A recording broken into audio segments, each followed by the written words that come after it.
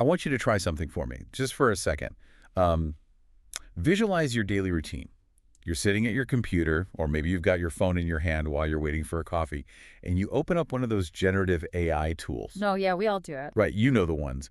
You type in a prompt, maybe you ask it to write a poem for your mom's birthday, or you ask it to summarize a dense 100-page PDF for work, or you even ask it to write a Python script.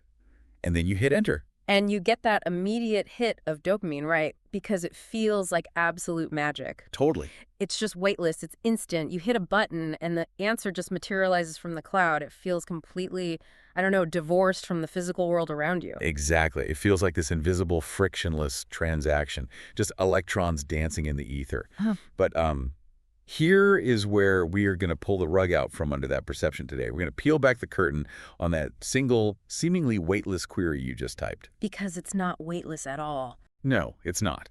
That one prompt comes with a massive physical hidden cost.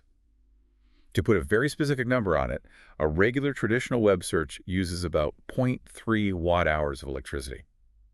But that generative AI query you just ran, it burned through 2.9 watt-hours. Wait, so that's nearly 10 times the energy. It's 10 times. For every single question, every generated image, every rewritten email. Yeah. And like when you take that multiplier, the 10 times the energy, and you apply it to hundreds of millions of users asking billions of questions every single day, that invisible cloud suddenly gains a terrifying amount of physical mass. And that realization, that sheer mass, is exactly what kicked off the research for this deep dive.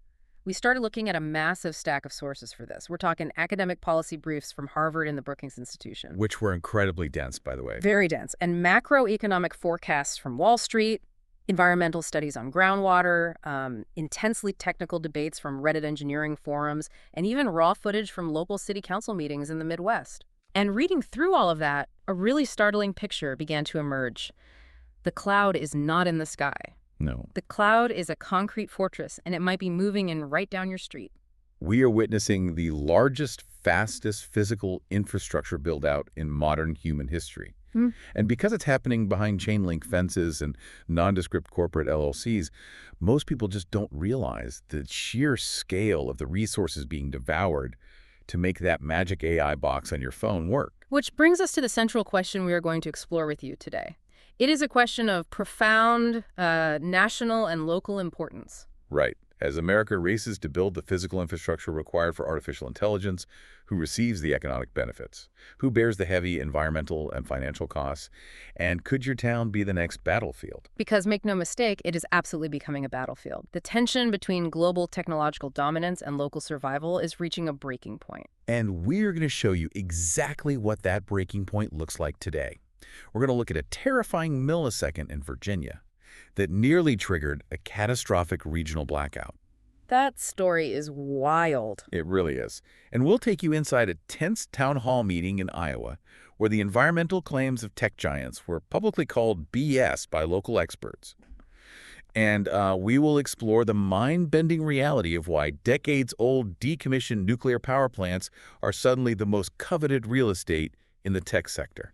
But I think to really grasp any of this, we first have to fundamentally update our mental model of what a data center actually is. Yeah, that's a good place to start. Because if you are picturing a chilly raised floor closet in the back of an office building with a few racks of servers blinking away, you are several decades behind the reality. Right, that's the 90s. So let's establish the physical footprint. When we talk about AI infrastructure today, we are talking about what the industry calls hyperscale data centers. Hyperscale. Yeah. What does hyperscale actually look like? Like if I were to drive past one. So imagine an Amazon fulfillment warehouse. Okay, huge. Huge. But windowless, heavily fortified, surrounded by security fences, and entirely filled with high-density computer processors. We are talking about massive, isolated concrete fortresses, and some of these campuses span hundreds of acres. And they are quite literally everywhere. According to the National Telecommunications and Information Administration, as of 2024, There are over 5,000 data centers in the U.S. alone. 5,000. 5,000. And if you take the total square footage of those facilities, it covers roughly 1.5 billion square feet. Which, I mean, that is just an abstract number to most people, so let's ground it. Good idea. 1.5 billion square feet is roughly the equivalent of 28,000 American football fields covered entirely in servers. 28,000 fields. It's a vast physical empire, and it requires an almost incomprehensible amount of capital to construct. So let's talk about the money, because the numbers in these financial reports are just staggering. Yep. In 2024, just 4 companies, Amazon, Microsoft, Google, and Meta, spent over $200 billion collectively on capital expenditures. $200 billion in 1 year. In 1 year, that is a 62% jump from what they spent in 2023. Let me break that down from their actual financial filings because it's wild. Amazon spent $85.8 billion, which was up 78%. Microsoft spent $44.5 billion. Google spent $52.5 billion, and Meta spent $39.2 billion. Wow. And looking forward, Amazon's projected spending for 2025 alone is expected to surpass $100 billion. And if we zoom out to the global macroeconomic perspective, we found a report from the banking group Societe Generale. They project that between $7 trillion and $8 trillion will be required globally through 2030 just to meet the infrastructure demands of the AI compute value chain. Trillions with a T. Yeah, with a T. Which immediately raises a massive why question. I mean, we've had the internet for decades. We've had cloud computing, streaming video, social media. All of that has been running for over 10 years. Why is generative AI causing this sudden, unprecedented explosion in physical infrastructure? What is mechanically different about AI compared to just hosting a website or streaming a movie? Well, it all comes down to a fundamental shift in the physical hardware required to process the data. Okay. Break that down for us. Traditional cloud storage and basic internet functions run on CPUs, central processing units. Right. Think of a CPU like a highly skilled master chef in a kitchen. The chef is incredibly fast, but they process orders sequentially. One at a time. Exactly. They chop the carrots, then they sear the steak, then they plate the dish.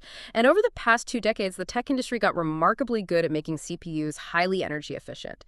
Between 2010 and 2018, global computing demand exploded, but data center energy consumption stayed relatively flat. So they essentially picked all the low-hanging fruit of energy efficiency. They optimized that master chef to the absolute limit. Precisely. But generative AI, training large language models and processing complex AI inferences, it cannot wait for a sequential master chef. It requires a completely different kind of hardware. It relies on GPUs or graphics processing units and specialized AI accelerator chips. So how does a GPU operate differently from the chef? If a CPU is one master chef, a GPU is a kitchen with 10,000 line cooks. 10,000 line cooks. Okay. They aren't as smart individually, but they can chop 10,000 carrots at the exact same millisecond. That is called parallel processing. Generative AI requires millions of simultaneous mathematical calculations just to predict the next word in a sentence or, generate a pixel in an image. That makes sense. But here is the catch of physics. Running 10,000 line cooks simultaneously requires an incredible amount of energy, and it generates an extreme amount of heat.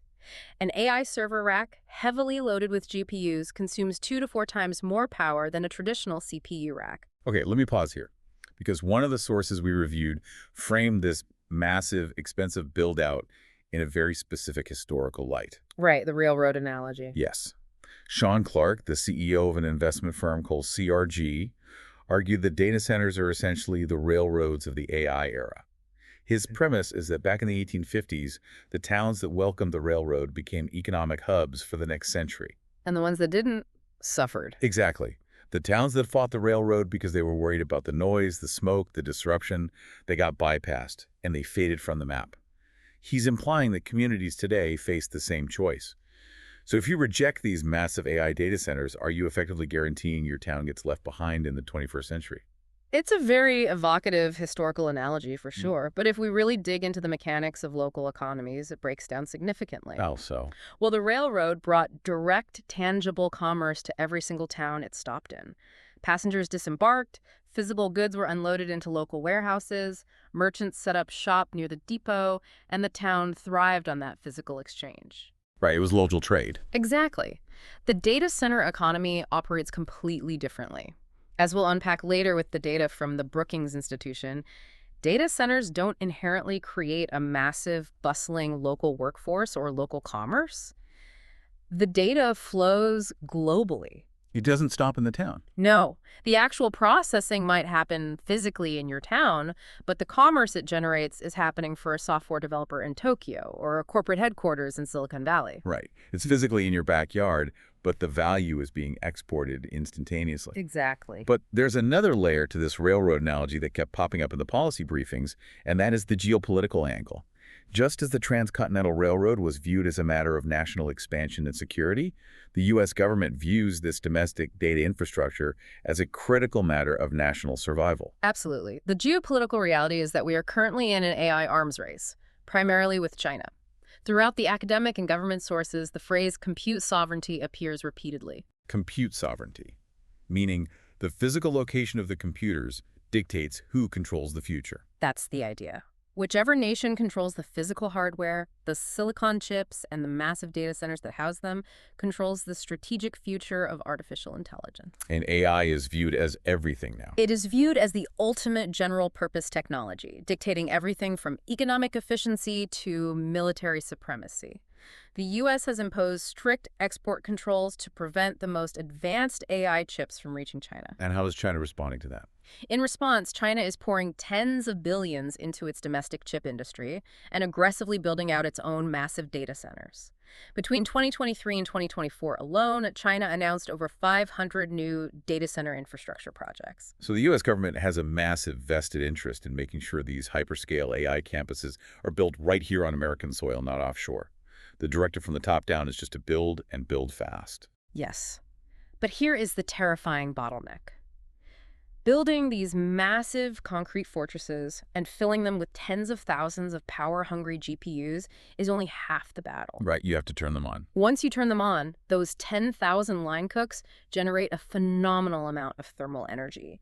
And to keep them from literally melting down, they require an astonishing amount of a resource that is already in critically short supply in many parts of the country. Water. Water. Which brings us to the next deeply alarming reality we uncovered in the sources. The unbelievable thirst to the cloud. We really need to break down the physical mechanism here because it's not intuitive to most people. I mean, I didn't get it at first. Why does a building full of dry electronics need millions of gallons of water? It all comes down to thermal management. As we mentioned, these AI chips draw a massive amount of electricity. According to the laws of thermodynamics, almost all of that electrical energy is ultimately converted into heat. If you do not actively, aggressively remove that heat from the servers, the silicon will degrade and the machines will literally fry themselves in a matter of minutes. Right, and from what we read in the engineering documentation, the cheapest, most common, and most energy-efficient way to cool these massive server halls is through a process called evaporative cooling. Yes. In layman's terms, imagine a giant swamp cooler. A swamp cooler? Yeah.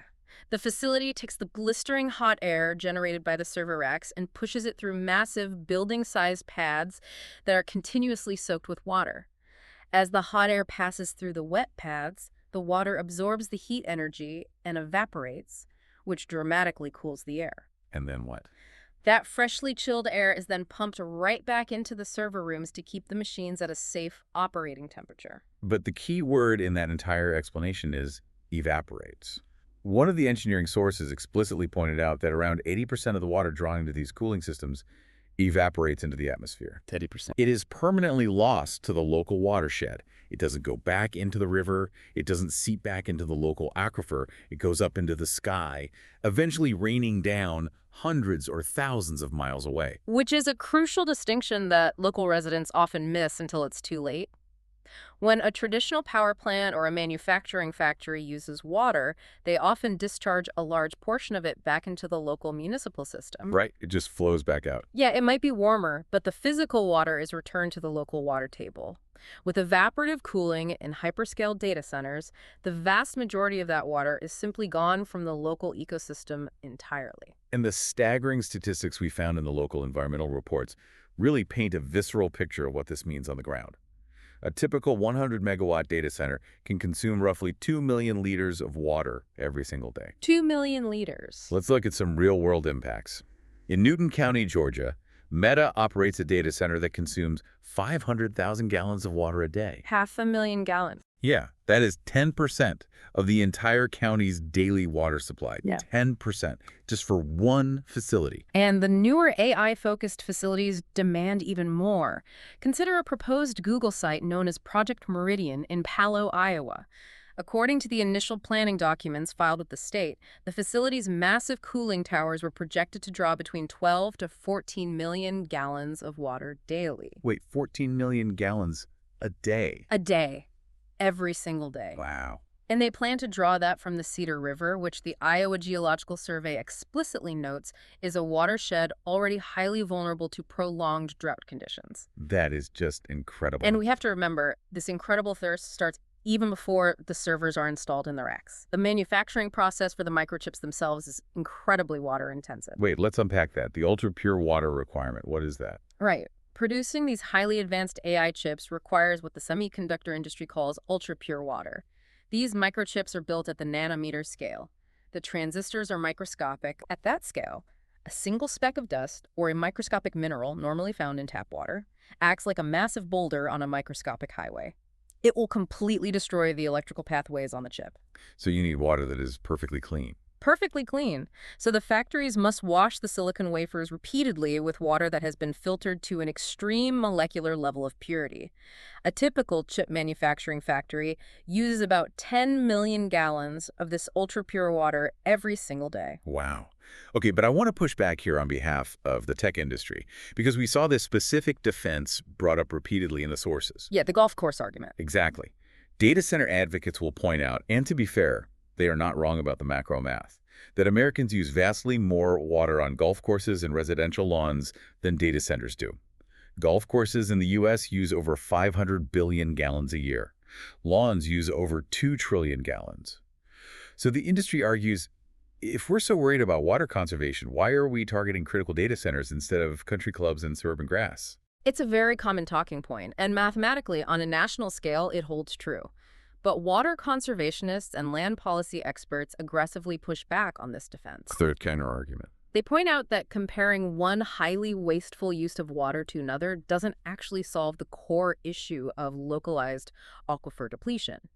Yes, America's cultural addiction to green grass in dry, arid climates is highly problematic.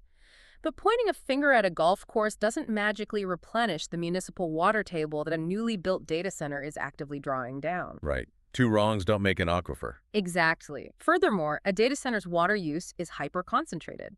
A sprawling suburban region might use millions of gallons across tens of thousands of individual lawns spread out over hundreds of square miles. Split out. But a data center concentrates that massive, multi-million-gallon draw into a single geographic point. It acts like a giant industrial straw sucking directly from one specific local aquifer or a single bend in a river. It shocks the localized system in a way that distributed lawn watering does not. That makes perfect sense. It's the intense, concentrated draw that creates the crisis. But if water is such a localized constraint, it begs the question, why don't these tech giants, with all their billions of dollars, just use different cooling methods? Yeah. The technology exists, right? Don't they have air conditioning systems that don't evaporate water? They absolutely do. And this realization brings us to one of the most agonizing, complex trade-offs in modern environmental policy, the carbon versus water paradox. Okay, the carbon versus water paradox. Explain that. There are alternative cooling methods. You can use closed-loop water systems that recycle the same water without exposing it to the air, or entirely air-cooled chillers, which effectively act like massive, heavy-duty residential air conditioners. They reject the heat into the atmosphere without evaporating a single drop of water. Okay, so if you're a multi-trillion-dollar company, problem solved, right? Just buy the closed-loop systems and save the river. If only it were that simple. The problem is the physics of heat exchange. Closed-loop and air cooling systems are drastically less energy efficient than evaporative cooling. Water is incredible at absorbing heat. Air is terrible at it. Right. To cool a hyperscale facility using only air, you have to run massive, heavy-duty compressors and gigantic fans. Those mechanical systems require a massive amount of additional electricity to run. And more electricity means what But exactly? more electricity means you are drawing significantly more power from the regional grid. And because the majority of the U.S. grid is still heavily powered by fossil fuels, natural gas and coal, drawing more electricity significantly increases the data center's Scope 2 carbon emissions. Let me stop and define that for a sec. Scope 2 emissions.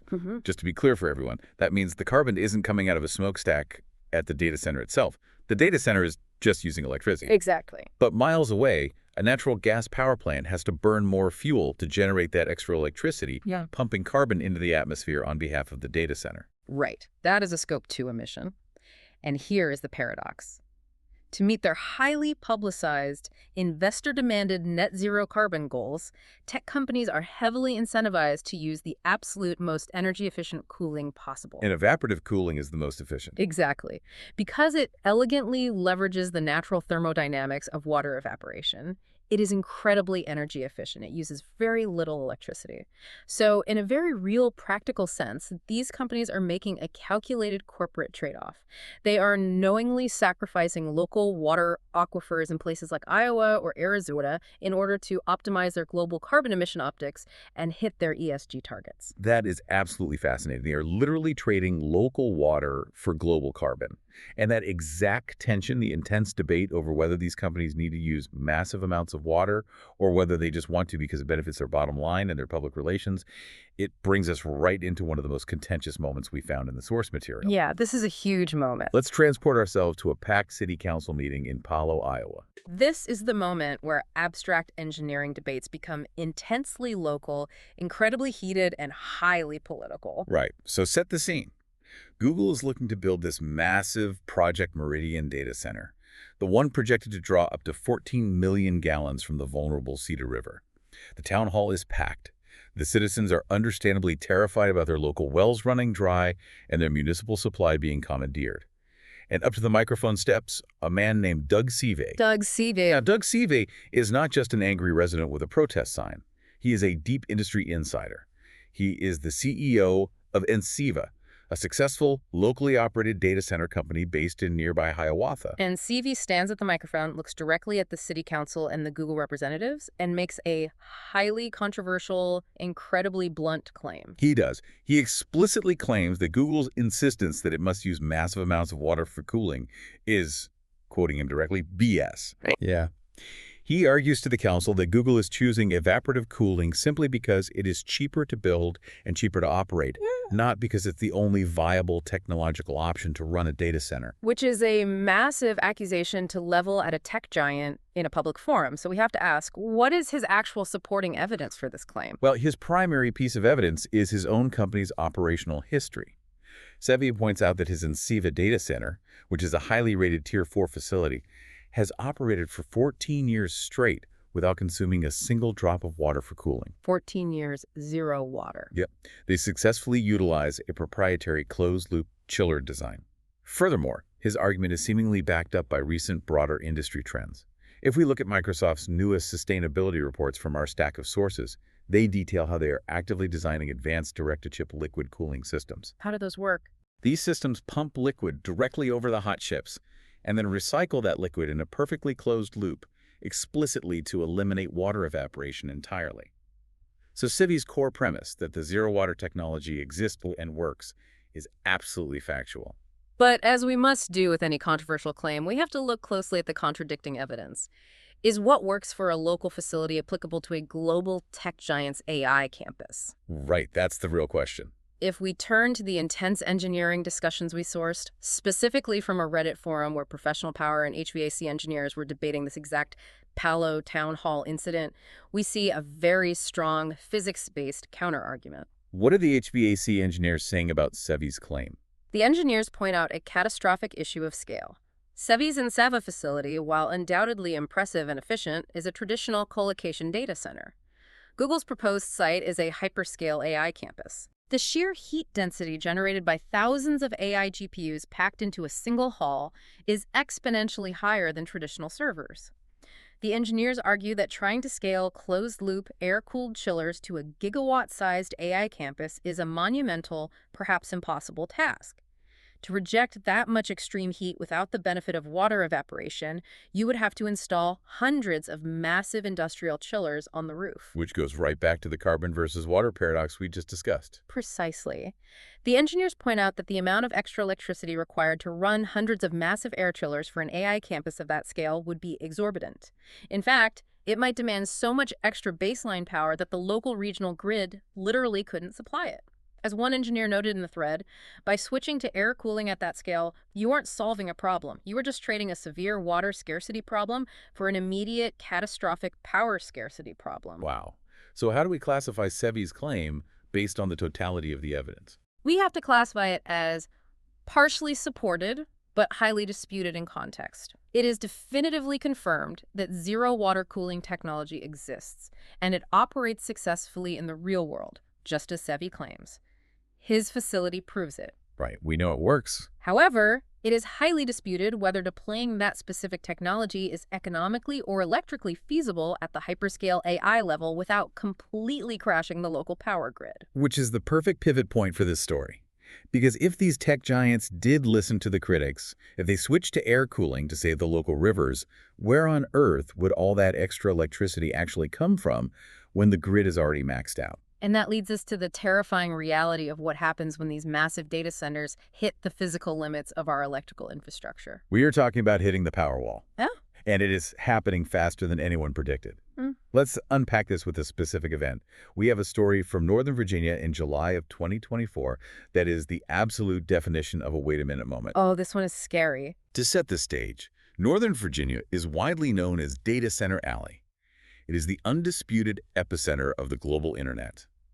By some industry estimates, up to 70% of all global internet traffic passes through Loudoun County, Virginia, every single day. It possesses the densest concentration of data center infrastructure anywhere on the planet. So it's a blisteringly hot July day. Air conditioners across the state are blasting. And on the regional electrical grid, there is a minor voltage fluctuation. Now, to be clear, on a normal grid, minor fluctuations happen all the time. A factory turns on a heavy machine, a cloud covers a solar farm, the grid adjusts. Right, it's designed to handle that. But data centers are different. Because they house incredibly sensitive multi-million-dollar servers, they require incredibly precise, clean power. Their internal systems are designed to automatically instantly protect themselves if they detect the power quality dropping even slightly. And what happened next took place in a matter of milliseconds. Faster than the blink of an eye. Exactly. When that voltage fluctuated on that hot July day, the automated safety systems inside the data centers tripped. 60 massive data centers instantly disconnected from the regional grid at the exact same time. Thanks to you. In milliseconds, 1,500 megawatts of electrical demand simply vanished. To truly understand the severe danger of that moment, you have to understand the fundamental physics of an electrical grid. A power grid is an incredibly delicate, continuous balancing act. There is no massive battery storing all the power. It's all real time. Yes. The generation, the coal plants, the gas plants, the nuclear plants must exactly match the demand from users second by second, minute by minute. If demand suddenly spikes, the grid frequency drops and things brown out. But if demand suddenly violently vanishes, you have all these massive power plants pushing gigawatts of kinetic energy into a grid with nowhere for it to go. How can we visualize that for people listening? Imagine a massive, high-pressure water main pipe under a city street. Millions of gallons of water are rushing through it perfectly to meet the city's demand. If you instantly slam a massive valve shut, all that rushing kinetic energy has nowhere to go. Oh, wow. The water pressure spikes instantly, it violently recoils, and the pipe bursts. That is exactly what happens to the electrical voltage on the grid when 60 data centers disconnect in a millisecond. It creates a massive, violent power surplus. Right. The voltage spikes dangerously high. When those 1,500 megawatts vanished in Virginia, grid operators had to scramble frantically. It was a genuine crisis. They had to execute emergency manual adjustments to pull power plants offline in seconds to prevent the excess power from frying high-voltage transformers and causing cascading regional blackouts up and down the East Coast. It was a near disaster, completely driven by the unprecedented concentrated scale of data center infrastructure acting as a single entity. And this brings us to the macro grid crisis facing the entire United States. For 2 decades, U.S. electricity consumption was essentially flat. We got more gadgets, we built bigger houses, but our appliances got vastly more efficient. LED light bulbs replaced incandescents. Refrigerators used half the power. It kept our national baseline energy demand incredibly stable. But the AI shockwave has violently shattered that stability. Our sources from the North American Electric Reliability Corporation, or NERC, which is the federally designated watchdog for the entire North American power grid, they issued a Level 3 alert recently. That is their absolute highest alert rating. Level 3. They explicitly warned that North American electricity grids lack the established procedures, the transmission lines, and the generation capacity to handle the sudden, massive computational loads required by artificial intelligence. And we are seeing the brutal financial fallout of this infrastructural strain in real time. Look at the data from the PJM grid region. PJM is the regional transmission organization that coordinates the movement of wholesale electricity across 13 states, serving about 65 million people, including that dense data center alley in Virginia. Let's talk about what happened in the PJM market, because the numbers are just jaw-dropping. PJM operates what is called a capacity market. They hold financial auctions to secure future power. Basically, they pay power plant operators to guarantee that they will be available to provide power 3 years in the future, ensuring long-term grid reliability. In a single year, the total cost of securing that capacity in the PJM market jumped from $2.2 billion to $14.7 billion. A jump from $2.2 billion to $14.7 billion, a $12 billion increase in one single year. Yes. And energy market analysts attribute nearly 2/3 of that massive, unprecedented price shock directly to the projected demand growth from new data centers, coupled with the retirement of older fossil fuel power plants. Okay, so if you were listening to this, here's the question you are probably asking right now. Who actually pays for that? When wholesale grid capacity costs jump by $12 billion overnight, or when a local utility is forced to build a massive new high-voltage transmission line just to feed a newly constructed AI campus down the road, who is footing the bill? That is what energy policy experts refer to as the ratepayer dilemma, and it is becoming a point of deep, bitter contention in local politics. Traditionally, when a regulated utility upgrades the grid, when they build new substations, run new high-tension lines, or contract new power plants, those capital costs are shared among all the ratepayers in that utility's vast service area. Meaning everyone's monthly electric bill goes up to subsidize the upgrade. Exactly. The costs are socialized across the region. So while one specific local town might get the property tax revenue from the new data center, the entire regional electric service area, which could span dozens of counties that see absolutely no tax benefit whatsoever, has to pay for the new power plants and transmission lines through higher monthly utility bills. The Brookings Institution noted in their analysis that residential electricity rates nationally rose about 32% between July 2020 and July 2025, and these massive infrastructure upgrades are a significant driving factor of that inflation. But wait, let me play devil's advocate here, because this seems incredibly risky for the public. What if a utility builds a massive billion-dollar natural gas plant, and specifically to power a cluster of new AI data centers? Okay.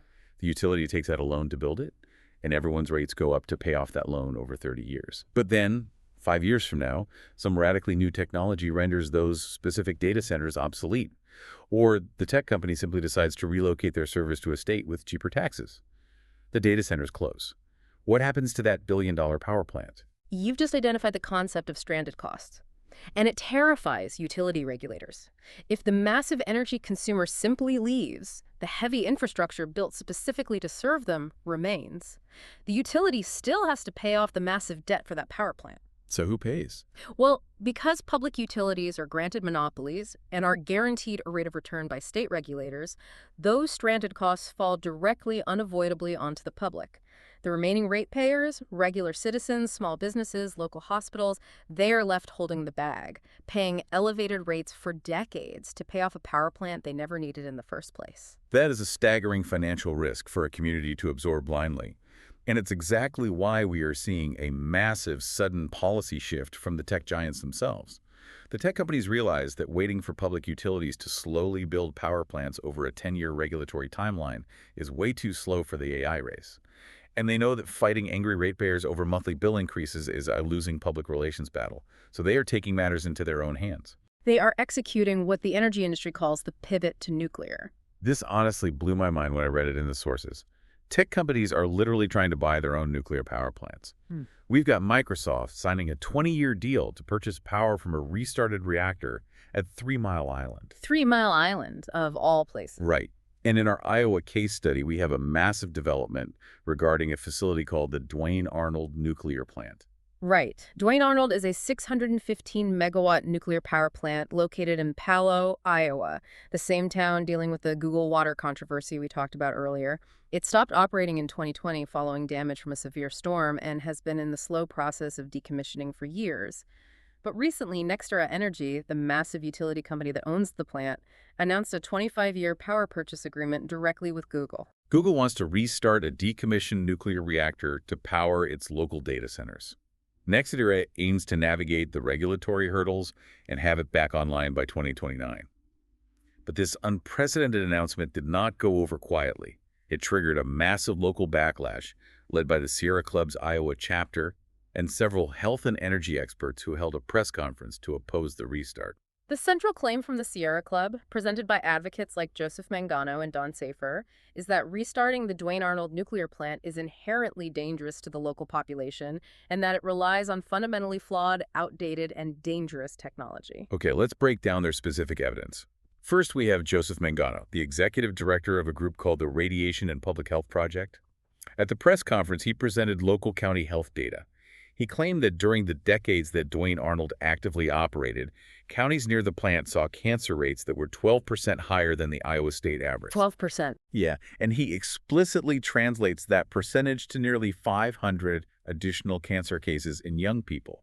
He also claimed that after the plant shut down in 2020, infant mortality dropped 18% in the adjacent Lynn and Johnson counties. And then we have the technical engineering claim presented by Don Safer. Safer stated that restarting the plant is a catastrophic mistake because the reactor at Duane Arnold uses the exact same GE Mark I design that melted down during the horrific Fukushima disaster in Japan. Okay, so we have two massive, terrifying claims from the Sierra Club. How do we verify these based on the scientific and historical record? Let's tackle the technical claim regarding the reactor design first. We can classify Don Safer's claim as confirmed. Okay, confirmed. It is a thoroughly documented historical and engineering fact that the Duane Arnold Energy Center operates a General Electric BWR-4 reactor utilizing a Mark I containment system. This is indeed the same fundamental containment design utilized at the Fukushima Daiichi plant. No. Following the Fukushima disaster in 2011, the Nuclear Regulatory Commission, or NRC, acknowledged the design's specific vulnerabilities and required significant safety upgrades to all U.S. Mark I reactors, including Duane Arnold, to address those exact failure points. Okay, so the Fukushima design correlation is a confirmed fact. What about Mangano's health claims? The 12% cancer spike and the infant mortality drop. Are those 500 extra cancer cases actually linked to the power plant? That claim must be classified as disputed and unverified as a direct causal link. While Mangano presented statistical correlations drawn from county health records, the broader scientific and epidemiological community strongly debates and often rejects these specific findings. Why do they reject them? Mainstream regulatory bodies like the NRC, the EPA, and numerous independent radiological studies have consistently maintained that the routine, heavily monitored trace emissions from operating U.S. nuclear plants do not constitute a high enough radiological dose to cause localized, measurable spikes in cancer rates. The consensus is that correlation in broad county data does not equal causation, especially when the studies fail to rigorously control for other massive environmental, lifestyle, or genetic factors prevalent in those specific counties. So the reactor design claim is confirmed, but the terrifying claim that the plant directly caused 500 extra cancer cases remains highly disputed and largely rejected by mainstream health physics. Regardless of the intense debate, this aggressive push for private nuclear power represents a major political and infrastructural shift. The Trump administration has explicitly encouraged tech companies to pursue this exact route to solve the energy bottleneck. Yes, the broader policy strategy being pushed is referred to in the industry as behind-the-meter generation. Let's explain what that actually means in practice. What is behind the meter? Think about the electric meter on the side of your house. Everything on the street side of the meter is the public grid. Everything on your side of the meter is your private domain. The idea of behind-the-meter generation is that if Google or Microsoft builds or buys their own massive power plant, like a dedicated nuclear reactor or a huge natural gas facility, and connects it directly to their data center via a private wire, they aren't drawing that baseload power from the public grid. They're operating behind the utility meter. The public grid doesn't even see the demand. Correct. The administration's argument and the tech industry's defense is that this strategy explicitly insulates regular ratepayers. If tech companies fund and provide for their own massive power needs, then the public grid doesn't experience the terrifying demand shock we saw in Virginia, and local citizens won't see their monthly electricity prices go up to subsidize the infrastructure. But critics of this policy point out a massive loophole. Even if these hyperscale campuses generate their own baseload power, they still often rely on the public grid for backup transmission lines and critical grid stabilization services. If their private reactor trips offline, they instantly draw from the public grid to keep the servers running, meaning they are still utilizing and stressing public infrastructure without necessarily paying the full proportional freight of utility rates. Right, it's not a perfectly clean break from the grid. It's an incredibly complex regulatory knot. Yep. And as these massive campuses spread out of the industrial zones and into suburbs and rural towns, the battleground shifts from abstract electrical grid policy right into the physical backyards of everyday Americans. Which brings us to the visceral lived reality. We have to look at the physical imprint of the data center invasion. Let's talk about what it actually looks and feels like to have one of these facilities built next to your neighborhood.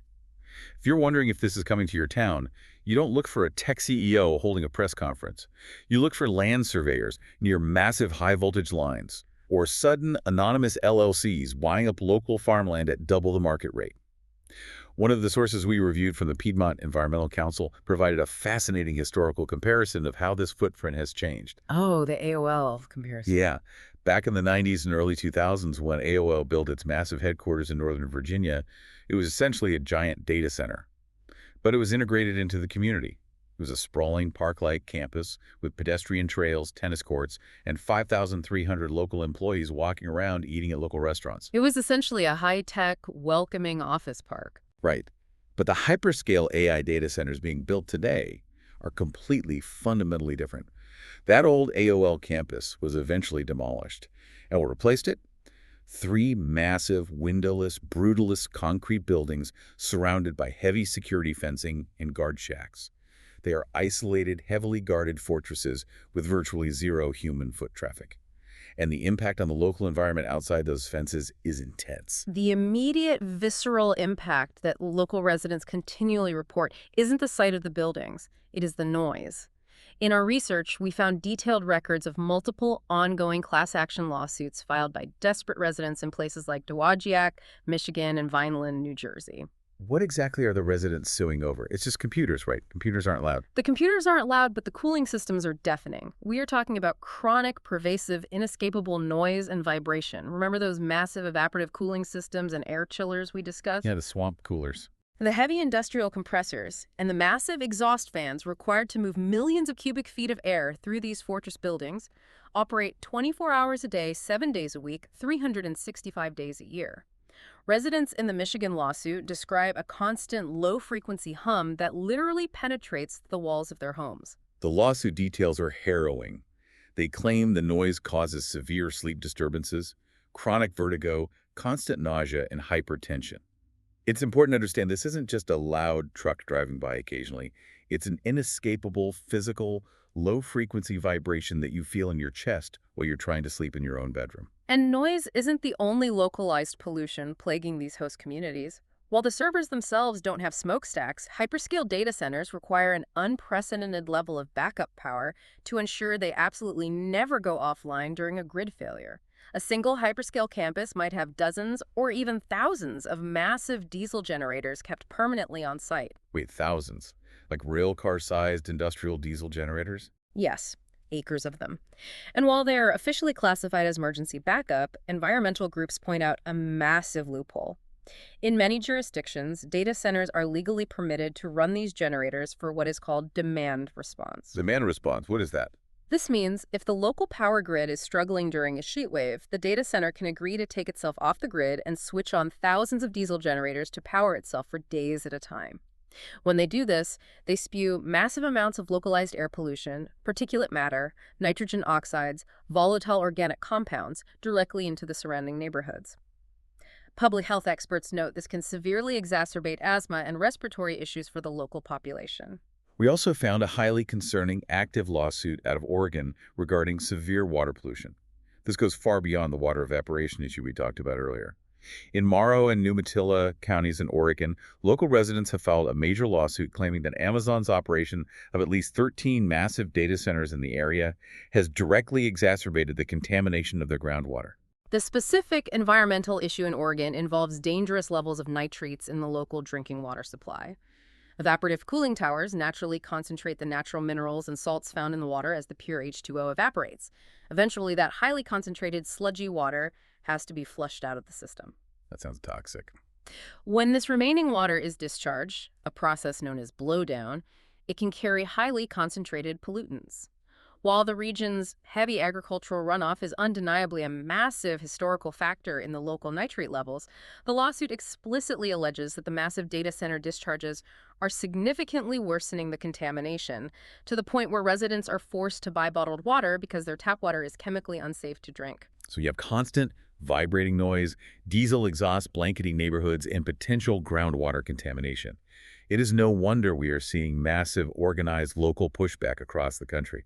Over 100 communities across the U.S. have enacted legal moratoriums, essentially hard pauses, on all new data center construction while they try to figure out how to zone them safely. We saw this exact dynamic play out in Linn County, Iowa, the site of the proposed Google project. The county supervisors, reacting to citizen outrage, passed strict new zoning ordinances. If you want to build a data center there now, you have to sign a formal, legally binding water use agreement, you have to pre-fund a multi-million-dollar community impact fund, and you must adhere to strict, scientifically monitored noise limits at the property line. And when local governments try to regulate them, or when local residents simply refuse to sell their land to the LLCs, things can get incredibly contentious. The sources detail how the power of eminent domain is being leveraged in some regions, and it's not always for the data center itself. Eminent domain is being used to forcibly seize private farmland to build the massive new high-voltage transmission lines required to deliver the power to the facility miles away. You literally have multi-generational family farms being condemned and seized by the state just to string power lines for a tech giant server farm. This friction, the violent collision of global tech expansion with local property rights, grid stability, and environmental realities, brings us to the ultimate, unavoidable question: is it worth it? Right. What is the actual payoff for the town that hosts the fortress? We are in the middle of the great economic debate, because for every local resident complaining about noise or dry wells, there is a mayor, a governor, or a state economic development board rolling out the red carpet, offering billions to attract these companies. Let's present the pro-development argument first, relying on the macroeconomic data provided by industry advocates. Sean Clark, the CEO of CRG, and economic impact reports from the Ohio Chamber of Commerce paint a picture of massive, transformative economic windfall for host communities. The numbers they present are undeniably huge. According to a PwC economic impact study cited in briefings, data centers generated $715.5 billion in total tax revenue across federal, state, and local governments between 2017 and 2023. Clark argues passionately that these facilities bring true generational wealth to small, struggling towns. He points directly to Ohio, claiming the data center ecosystem there supported over 82,000 direct and indirect jobs in 2023 alone. He argues that the massive property taxes paid by these billion-dollar facilities fully fund local school districts, build new firehouses, and pay for municipal utility upgrades that benefit every single resident. That is the core industry argument, that a data center is the ultimate perfect commercial taxpayer. It pays millions of dollars annually in property taxes, but it doesn't send hundreds of kids to the local public schools, it doesn't require massive new sewer infrastructure, and it doesn't create massive traffic jams on the highway like a traditional automotive plant or a massive Amazon logistics hub might. It's quiet, clean tax revenue. But the critical argument, spearheaded by extensive research from the Brookings Institution, paints a very different, much darker picture of who actually benefits from this arrangement. The Brookings researchers conducted a massive analysis. They looked at 770 U.S. data centers, and linked them directly to county-level employment and tax data over years. Their findings aggressively challenged the industry narrative. They found that data centers are incredibly capital-intensive, meaning they cost billions of dollars to buy the servers and the land, but they are definitively not labor-intensive. This is a crucial point that local politicians often misunderstand. When they announce the facility, there is a massive temporary boom. Hundreds of construction workers, electricians, and plumbers are on site for a year or two building the shell. The local diners are full. But what happens when the ribbon is cut and the servers are turned on? Once the facility is operational, the local employment drops off an absolute cliff. A massive billion-dollar hyperscale campus spanning hundreds of acres might only employ 100 to 150 permanent workers. And those are mostly security guards monitoring the fences, HVAC technicians maintaining the chillers, and a small handful of specialized IT specialists. Compared to an automotive manufacturing plant or a logistics hub of the exact same physical size, the permanent job creation for the local community is almost microscopic. And then there is the massive issue of tax incentives, which completely undercuts the great taxpayer argument. Tech companies know that every state politician wants to announce a multi-billion-dollar tech investment. So the companies pit states against each other, demanding massive multi-decade tax breaks in exchange for choosing their state. In Virginia alone, the state government gave away an estimated $1.6 billion in sales tax exemptions to data centers in the year 2025 alone. $1.6 billion in uncollected taxes in a single year. Critics of these deals argue that these tech companies mathematically need to build these data centers somewhere on the dense U.S. fiber optic backbone anyway. They can't build them on the moon. Therefore, giving them billions of dollars in tax exemptions is essentially a massive, unnecessary public giveaway. It is heavily subsidizing private corporate investments that the incredibly wealthy tech giants were already forced to make just to stay competitive in the AI arms race. This intense economic debate has now reached the highest levels of the federal government. We saw in the legislative sources that Senator Bernie Sanders and Representative Alexandria Ocasio-Cortez introduced a bill called the AI Data Center Moratorium Act. This bill would federally pause all new large-scale AI data center construction across the entire country until strict environmental standards, grid protections, and worker protections are fully established by the EPA and the Department of Energy. Presenting the intent of the legislation impartially, it reflects a rapidly growing sentiment among economists and environmentalists that the current data center development model is fundamentally extractive. An expert from the Lincoln Institute of Land Policy offered a striking comparison. They likened modern AI data centers to digital coal mines. Digital coal mines. Yes. They extract immense amounts of local resources, local water, local land, local grid capacity in order to generate massive financial value that is immediately exported globally to shareholders, leaving the local host community to deal with the permanent environmental fallout, the noise, and the strained power grid. So bringing these two polarized viewpoints together, we have the tech industry claiming this is a beautiful symbiotic relationship, building the critical infrastructure for the future of human intelligence, and we have critics claiming it's an extractive digital coal mine gutting rural America. It is arguably the defining infrastructure tension of our time. The economic benefits, the skyrocketing stock valuations, the incredible medical AI breakthroughs, the massive software profits are heavily, almost exclusively concentrated at the very top of the tech sector in places like Silicon Valley or Wall Street. But the costs, the drained local aquifer in Iowa, the constant hum of the cooling fans vibrating through a bedroom wall in Michigan, the 30% higher monthly electric bill in Virginia, the view of the brutalist concrete fortress where a forest used to be, those costs are hyper-localized. They fall squarely and heavily on the shoulders of the specific town where the facility is built. As we wrap up this deep dive, it is really worth pausing to summarize the incredible, almost unfathomable scale of what we've uncovered in these sources. We interact with the cloud every day as if it were pure magic. We type a prompt and a poem appears. But the physical reality of that magic trick is 1.5 billion square feet of windowless concrete, tens of millions of gallons of ultra-pure water permanently consumed every single day, and a concentrated electrical demand so intense it is literally forcing the restart of decommissioned nuclear reactors. We started this investigation by asking a multi-part question. As America races to build this massive AI infrastructure, who benefits, who pays the true cost, and could your town be next? The answer to that last part is absolutely yes. With trillions of dollars in tech capital desperately looking for cheap land, available water, and stable power, the search for new data center sites is pushing aggressively out of the traditional tech hubs and into every single corner of the country.